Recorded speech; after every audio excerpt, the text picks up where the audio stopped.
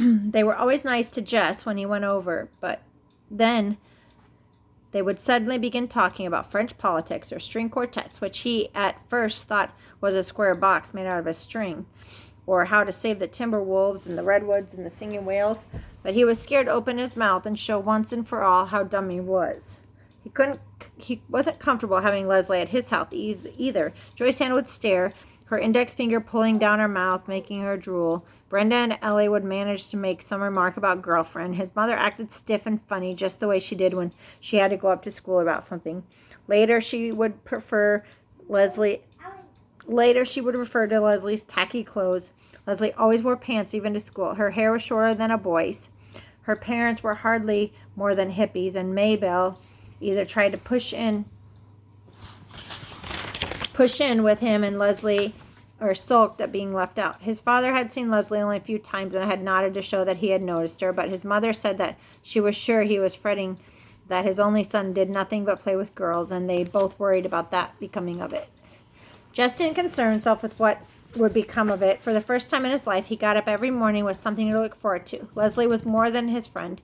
She was his other half, his more exciting self, his way to Terabithia and all worlds beyond. Terabithia was their secret, which was a good thing, for Jess had ever explained it to an outsider. Just walking down the hill toward the woods made something warm and liquid steal through his body. The closer he came to the dry creek bed and the crabapple tree rope, the more he could feel the beating in his heart. He grabbed the end of the rope and swung out toward the other band with the kind of wild exhilaration and landed gently on his feet, taller and stronger and wiser in his mysterious land. Leslie's favorite place beside the castle stronghold was the pine forest. There the trees grew so thick at the top of the sunshine was veiled, and no low brush or grass could grow in that dim light, so the ground was carpeted with golden yields. I used to think this place was haunted, Jess had confessed to Leslie at the first afternoon they had revved up the courage to bring her there. Oh, but it is. But you don't have to be scared. It's not haunted by evil things. How do you know? Because you can just feel it. Listen. At first, he heard only the stillness. It was a stillness that always frightened him before, but this time it was like a moment. After Miss Edmonds finished a song, just after the chords hummed down the silence, Leslie was right. They stood there, not moving, not wanting a swish of dry needles beneath their feet to break the spell. Far away from the former world came the cry of geese heading southward.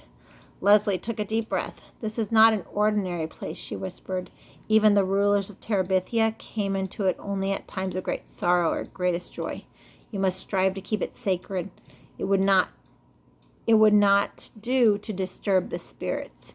He nodded, and without speaking, they went back to the creek bed where they shared together a solemn meal of crackers and dried fruit. All right, that's the end of chapter 4. The next chapter is called The Giant Killers, chapter 5.